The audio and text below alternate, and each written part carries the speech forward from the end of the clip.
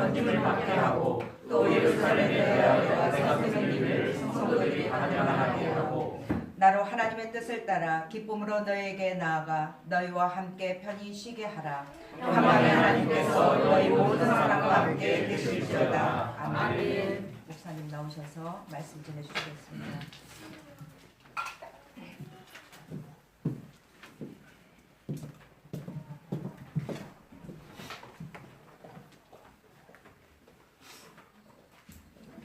잠시 기도하시겠습니다.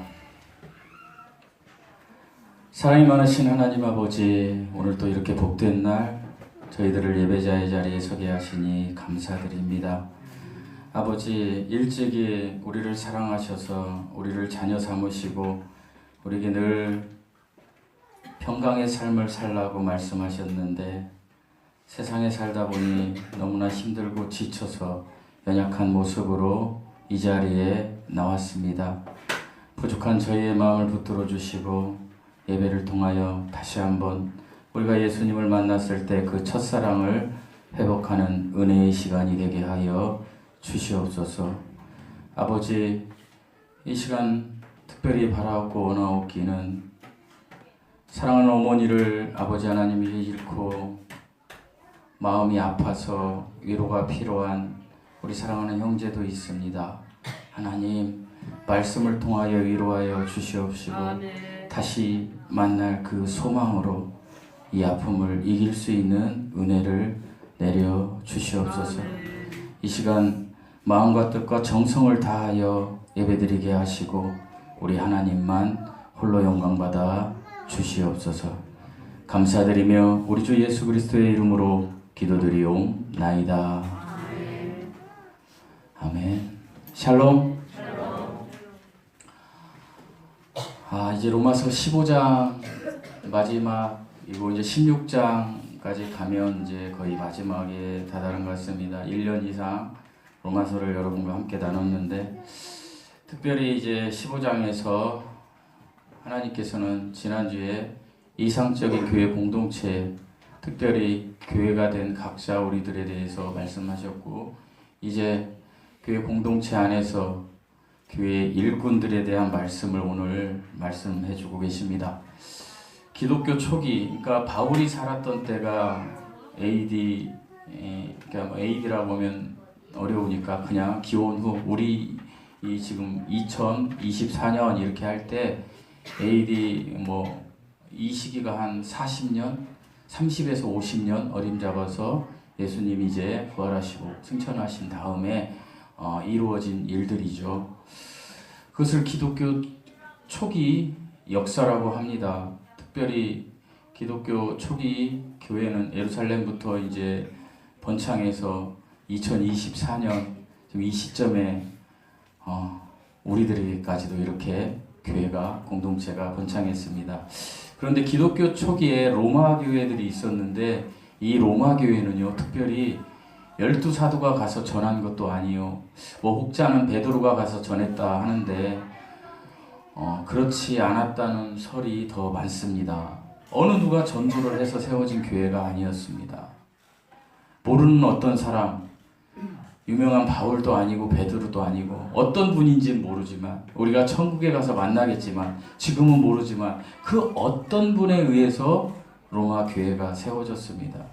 그런데 바울은 이제 이방인의 사도로서 자신이 로마 교회를 개척하지는 않았지만 로마 교회를 향한 각별한 애정을 가지고 있었습니다.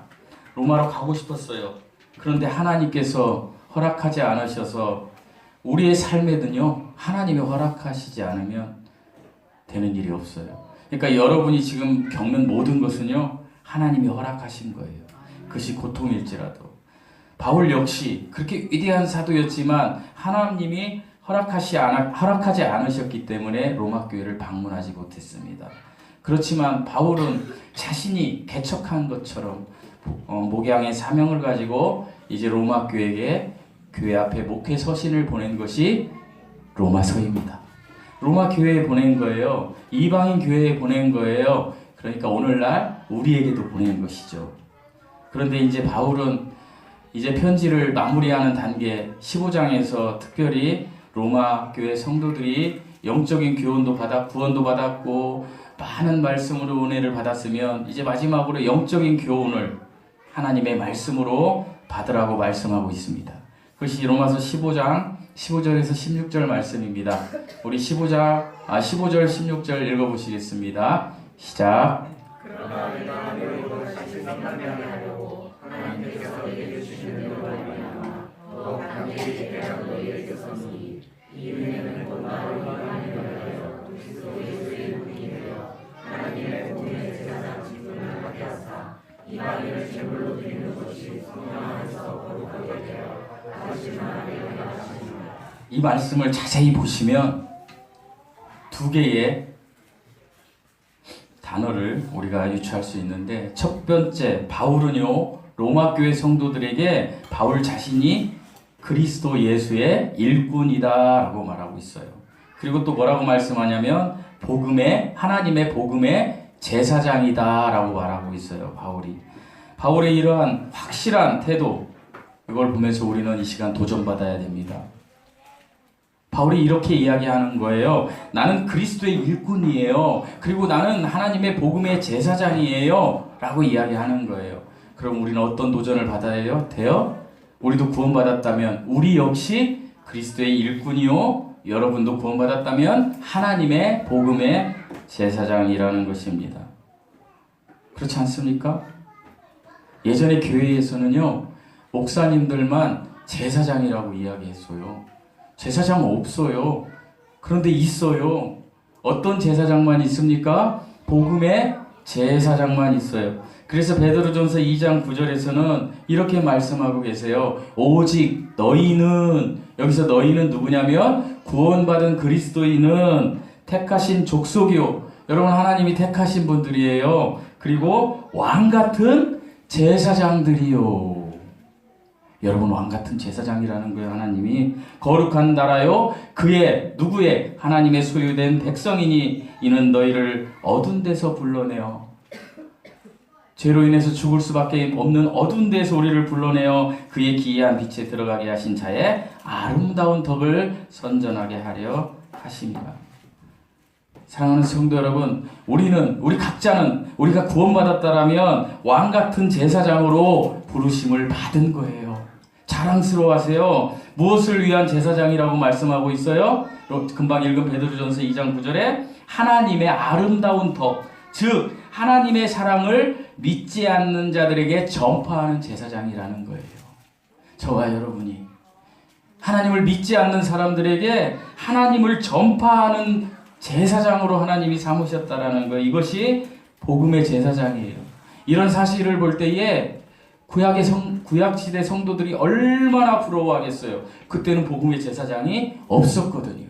우리들이 아는 에봇을 입고 그저 거룩하게 여기서 가운을 입고 그런 제사장만 있었어요. 오늘날에도 많은 사람들이 목사와 성도들을 이렇게 수직으로 벽을 세웁니다. 잘못된 거예요. 하나님의 질서는 수평적 질서예요. 질서는 중요하죠. 그런데 수평적 질서라는 거예요. 우리는 다 왕같은 제사장이에요. 제가 30년 넘었나? 안 됐나? 오래전에 이것을 가르치다가 담임 목사님한테 아말렉의 전사라는 얘기를 들었어요. 성경 말씀 그대로 읽은 건데, 왕같은 제사장이 어디 있냐고, 목사에게만 있다고, 자기에는 축복권도 있고 저주권도 있다고. 이영국 그 당시 집사였습니다. 집사가 잘못된 것을 가르친다고. 저 잘못된 것을 가르치나요? 베드로전서 2장 9절에 뭐라고 되어 있어요? 오직 너희는 택하신 족속이요 왕같은 제사장들이요. 이거 누가 말씀하시는 거예요? 바울을 통해서 하나님이 말씀하시는 거예요. 저도 제사장이에요. 맞습니까?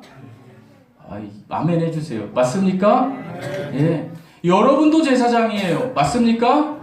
동등하다는 거예요. 교회 질서를 위해서 목회자, 전도사, 집사, 일꾼으로 세우신 거예요. 일꾼으로. 이 교회의 일은 누가 제일 많이 해야 될까요? 사역자들이. 여러분 다 사역자지만 특별히 우리가 부르는 사역자리 저나 김미숙 목사님이나 전도사님이 일 제일 많이 해야 되는 거예요. 그 다음에 리더들이 많이 해야 되는 거예요. 재직들이. 그런데 잘못되었어요. 요즘에는 뭐예요? 그저 목사가 되고 전도사가 되고 장로가 되고 집사가 되면 수직적으로 올라가요. 본인은 안 해. 시켜요.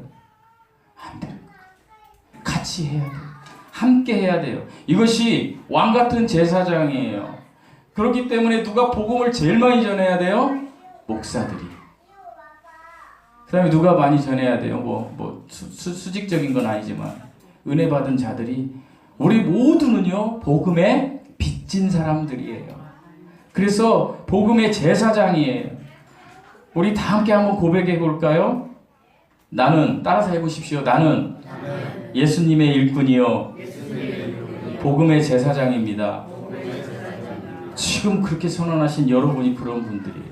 그렇다면 이렇게 예수님의 일꾼이요 복음의 제사장으로 부르심을 받은 사람들이 어떻게 살아가야 할까요? 그것을 지금 바울이 이야기하고 계셔요.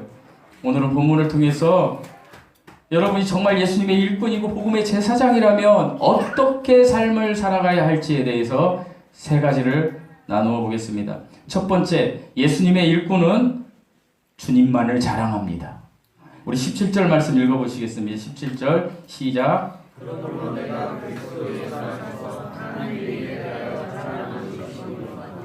예수님의 일꾼은요 자기 자신을 자랑하지 않아요. 누구만 자랑해요? 주님, 우리 예수님만 자랑한다는 거예요. 바울 잘 보세요. 바울은 인간적인 측면에서 자랑할 것이 너무 많은 사람이었어요. 그런데 뭐라고 해요?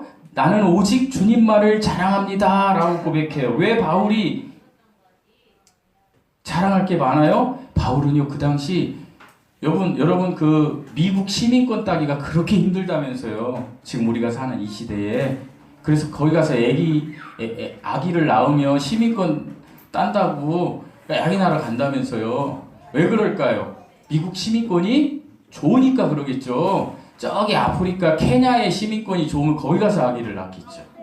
그런데 바울 당시에는 지금하고도 상상할 수도 없을 만큼 로마의 시민권이 좋았어요. 그 당시 이 지구상을 다스리는 경찰 국가는 어디였냐?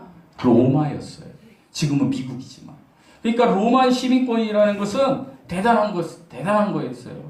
그냥 태어나자마자 그냥 정말 뭐라고 그러죠? 그거 보고 금수저가 아니라 다이아몬드 수저죠. 이재용 아들로 태어난 거나 똑같은 거죠. 근데 바울이 어떤 사람이냐? 로마의 시민권자로 태어났어요. 그리고 베냐민 지파였고 히브리인 중에 히브리인이 있고 율법으로나 뭘로도 어떤 성경 지식으로도 누구에게도 뒤지지 않는 학자였고 오늘날로 이야기하면 국회의원이었어요. 대단한 사람이었어요. 자랑할 게 많아요? 안 많아요? 엄청 많죠. 엄청나게 많아요. 그런데 바울은 뭐라고 말씀하십니까? 예수님을 영접하고 나서 거듭난 후에 사도행전 9장 사건이 있는 후에 바울은 그 모든 것을 뭐라고 했냐면 배설물처럼 버렸다. 다 주었다. 박보영 목사님처럼 30년 전에 30억을 주었다. 이런 얘기가 아니라 세상 것은 하나님의 것보다 다 어떻게 아래로 두고 배설물처럼 여겼다라고 이야기하면서 바울은 지금 17절 말씀에 예수님만을 자랑했다. 바울은 복음의 제사장으로서 정확히 그 일을 감당했다. 그러니까 저와 여러분도 그렇게 해야 된다. 그런 거예요. 우리가 복음의 제사장이면 누구만을 자랑해야 된다고요? 예수님만을 자랑해야 돼요. 근데 우리 예수님 자랑합니까? 제가 간혹 가다가 설교 시간에 여러분에게 말씀드렸는데 예전에, 요즘은 이제 그런 걸 좀 못 봤는데, 밥을 먹으면 저분이 그리스도인지를 알 수 있는 게 딱 하나 있었어요. 지금은 안 그런데 예전에 제가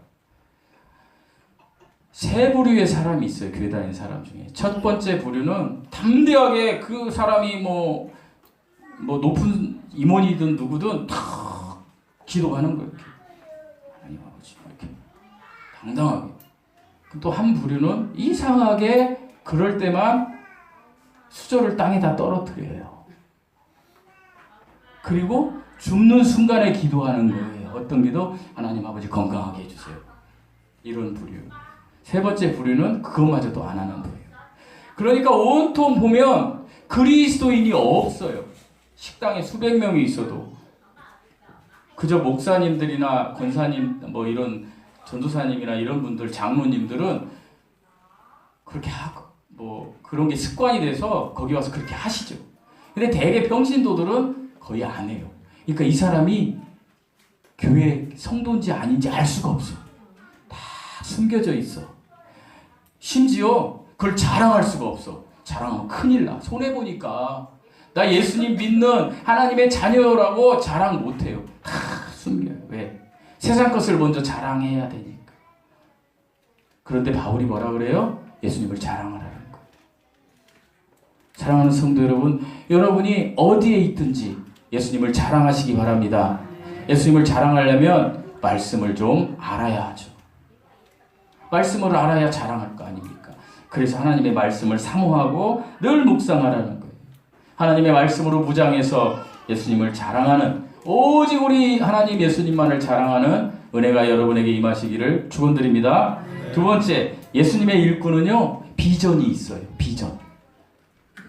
예수님의 일꾼에는 공통된 비전이 있는데 어떤 비전이 있냐면 복음의 확장에 대한 비전이 있어요. 어떻게 내가 이 복음을 확장시키지? 내가 왜 공동체에서 속한 그 복음을 어떻게 전파하지? 바울은 이방인의 사도로서 세계 복음화의 비전을 갖고 있었어요. 특별히 19절 말씀 읽어보시겠습니다. 19절 시작.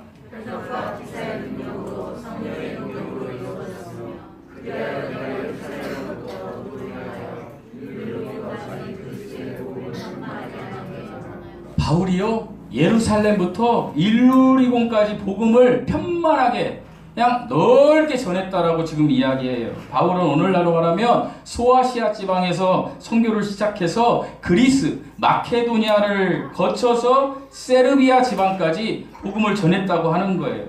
그리고 다시 바울은요, 로마교회 성도들에게 새로운 비전을 23절에서 이야기하고 있습니다. 우리 23절 읽어보시겠습니다. 23절 시작.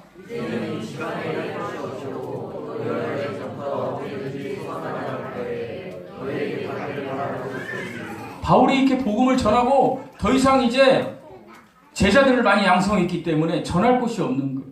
우리 교회가요, 이제 개척된 지 상당히 됐는데 이제 구원받은 분들은 많아요. 제가 볼 때. 근데 이제 일꾼이 되셔야 돼요. 일꾼이. 뭐를 만들면 그 누가 해요? 내가 해야 돼. 내가 가르쳐야 돼. 여러분.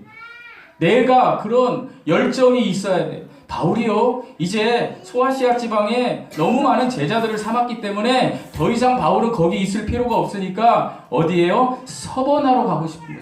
서바나가 어디인가요, 여러분?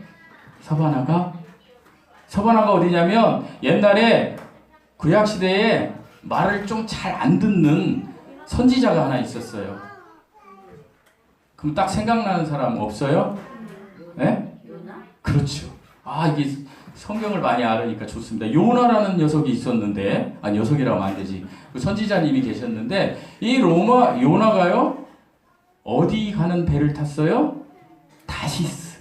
그죠? 다시스가 어디예요? 오늘날에 축구 잘하는 나라. 스페인. 브라질은 아프리카인데, 브라질. 유럽의 스페인이 서바나예요. 신약에. 구약의 다시스, 신약의 서바나가 오늘날 우리가 얘기하는 스페인으로 가려는 소원이 있었어요. 바울이 이제 이태리를 거쳐서, 로마가 이탈리아잖아요. 오늘날 이탈리아를 거쳐서 스페인으로 가고 싶은데 그거 못 가는 거예요. 이제 하나님이 허락하시지 않은 세계 복음화를 위해서 로마도 못 가고, 바울이 로마 못 갔죠. 스페인까지 가고 싶은데 못 가는 거예요. 복음화를 위한 사명에는요, 내가 가는 사명이 있고 보내는 사명이 있어요. 여러분이 선교사로 가는 사명이 있고 여러분이 보내는 사명이 있다는 거예요. 15장 24절에 이렇게 이야기하고 있어요. 이는 지나가는 길에 너희를 보고 먼저 너희와 교제하여 약간 만족을 받은 후에 너희의 그리로 보내줌을 바람이라. 가는 사명과 보내는 사명이 있다는 거예요. 바울은 로마 교회로 가게 되면 로마 교회 성도들이 스페인 선교를 할 수 있도록 도와달라는 거예요. 그런데 내가 가지 못하니까 너희들이 스페인으로 선교 가는 사람들을 도와줘라 라고 이야기하는 거예요. 우리 중에 어떤 사람들은요, 바울처럼 직접 오늘날로 이야기하면 선교사로 가는 사명이 있죠. 밀림 막 오지로 그 막 뱀 나오는데 이런 데로 나는 못 가겠어. 그 믿음도 인정합니다. 다 선교사 가는 건 아니잖아요. 하나님이 특별히 부름받아서 가는 사람들이 선교사로 가잖아요. 확신이 있어서. 그러나 우리는 어떻게 해요? 가는 선교사들에게 우리가 보내줄 수는 있는 거예요. 가는 선교사가 일할 수 있도록 그 땅에서 일하며 가정을 꾸리며 교회를 섬기고 선교할 수 있도록 우리가 보내는 사명이 있다니까요. 우리 교회가 우리가 그런 일을 감당해야 된다라는 거예요. 가는 사명만 이야기해서 다 여기서 은혜만 받고 나만 좋고 그럼 부끄럽게 되는 거예요. 보내는 사명을 가지셔야 돼요. 그래서 오지에서 어렵게 선교하는 선교사님들을 우리가 어떻게 보내는 사명을 가지고 있어야 돼요. 그러시면서 예수님은 그 보내는 사명을 가진 사람들은 세 번째, 너희가 그 예수님의 일꾼이요 복음의 제사장이라면 세 번째 것을 해야 된다는 거예요. 그것이 뭐냐? 예수님의 일꾼은 주는 삶을 실천한다라는 거예요. 특별히 주는 삶이라는 것은 나누는 삶이라고 바꿔서 이야기할 수 있어요. 나누는 삶을 실천하는 거예요. 백날 그렇지, 가는 사명, 보내는 사명 실천하지 않으면 안 된다라는 거예요. 말뿐인 건 안 된다라는 거예요. 우리 중에서 많은 사람들을 보지 않습니까? 말뿐인 사람들, 그 사람들 때문에 가나안 성도가 육성되는 거 아니겠습니까? 저 같은 목사들 말은 번지를 하는데 죄는 막 더 많이 짓는 사람들, 하나님의 역사가 없는 사람들. 예수님의 일꾼은요, 주는 삶을 실천하는 사람들이에요. 오늘 본문에도요, 정말 훌륭한 예수님의 일꾼들이 나와요. 가는 사명을 받은 바울이요, 보내는 사명을 받은 마게도니아, 그리스나 아가야 지방의 성도들에게 많은 것을 받죠. 그들은 하나님의 진정한 일꾼이요 복음의 제사장이에요. 그런데 이 마게도니아 그리스에 있는, 그리고 오늘날 터키에 있는 많은 성도들이 이웃들에게 무엇을 주었을까요? 가는 사명으로. 대부분 싫어할 수도 있는 거, 그러나 이야기할 수밖에 없는 거. 물질을 나누어 줬다는 게 첫 번째. 내가 가는 사명자라면 물질의 액수는 중요하지 않지만 그 물질을 나누어 줘야 된다는 거, 저와 여러분이. 그래서 25장 25절 26절에서 이렇게 이야기하고 계셔요. 그러나 이제는 내가 성도들 섬기는 일로 예루살렘에 가노니 이는 마게도냐와 아가야 사람들이 예루살렘 성도 중 가난한 자들을 위하여 기쁘게 얼마를 동정하였습니다. 바울이 이제 예루살렘 교회가 가난하게 됐대요. 지금 막 먹고 살 게 없을 정도로 어려움에 처했어요. 예루살렘 교회가. 그러니까 바울이 어떻게 해요? 그리스와 터키에 있는 성도들이 준 물질을 가지고 예루살렘으로 간다라는 거예요. 구제헌금을 했다라는 거예요, 여러분. 그걸 전달하러 지금 가야 한다라는 거예요, 바울이. 바울은 복음을 전하기 위해서 어디로 가고 싶다 그랬어요? 서바나로 가고 싶었어요. 스페인으로. 근데 스페인하고 전혀 반대편, 지중해 반대편에 있는 거기 뺑뺑 돌아서 터키를 지나서 레바논을 내려와서 저기 이스라엘 예루살렘까지 다시 가라는 거예요. 하나님이. 너희들이 구원받았던 그 교회가 지금 가난하다는 거예요. 예루살렘이. 그렇게 했을 때 바울이 그 이야기를 했을 때 그리스와 터키에 있는 마게도니아와 아가야도 그리스죠. 마게도니아, 아가야, 그리고 그건 그리스 지방입니다. 그리고 터키에 있는 많은 성도들이 헌금을 거둔 거예요. 구제 헌금을. 예루살렘에 오늘날로 하면은 거기 카카오뱅크, K뱅크, 토스뱅크 구자가 만만하고 땡땡땡 이렇게 하는데 그때는 그게 없잖아요. 들고 가야 되는 거야. 들고 지금 바울이 간다라는 거예요. 스페인으로 가고 싶은데 꺾어버리는 거예요.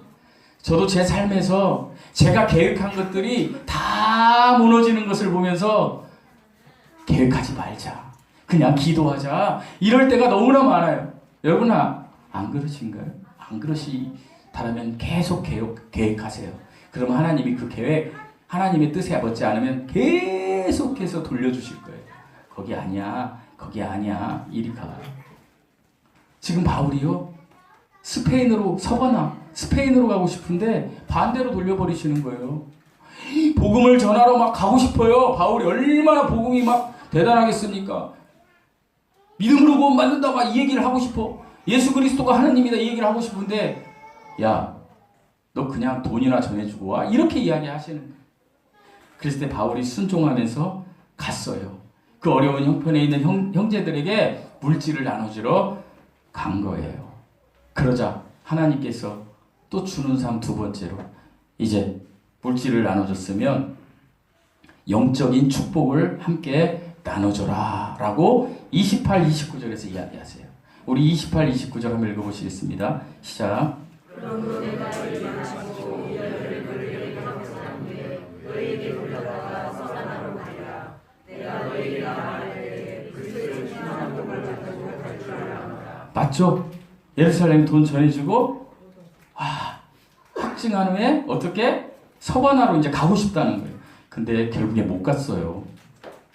근데 어쨌든 지금 이 순간에는 스페인으로 다시 가서, 자, 스페인 가서는 뭘 하고 싶대요? 바울이 29절에 그리스도의 충만한 복을 가지고 가고 싶어요.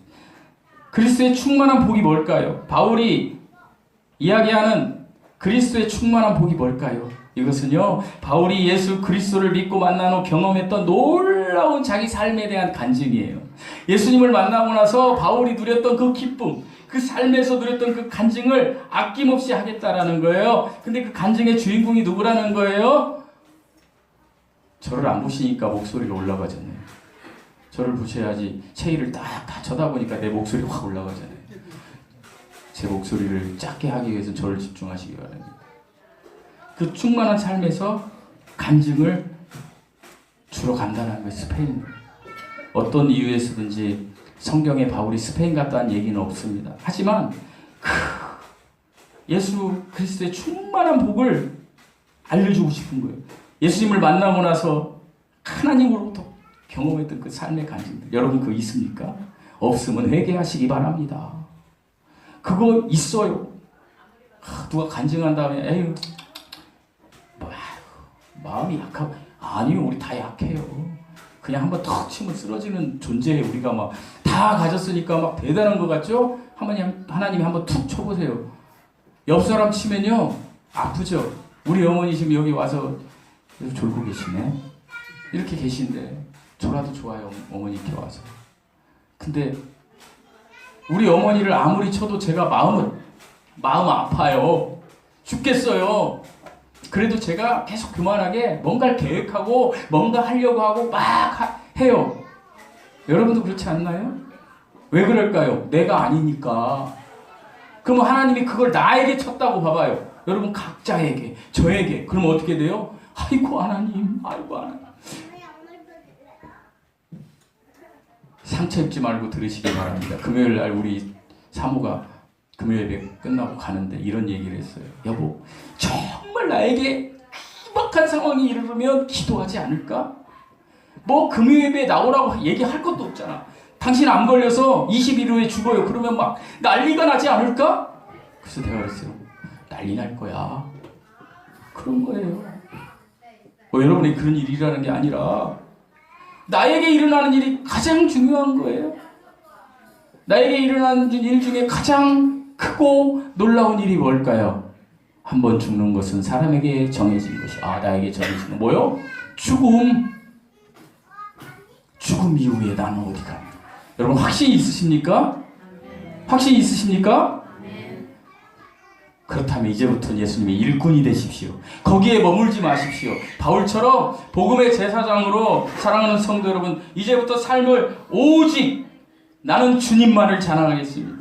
오직 나는 복음의 확장을 위해서 나의 모든 것을 드리겠습니다. 주는 삶을 실천하겠습니다.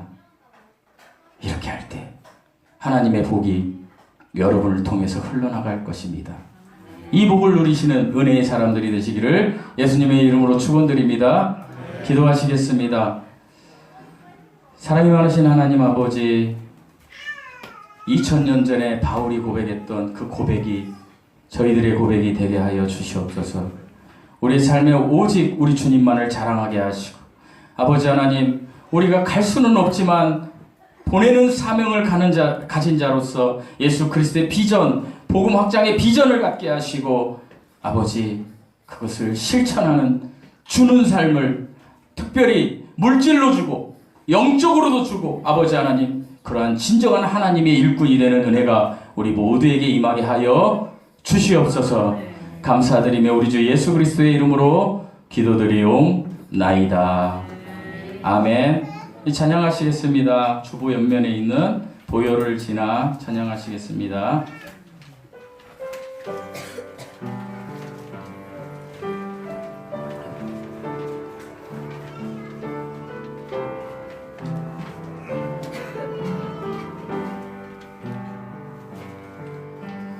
보혈을 지나 하나님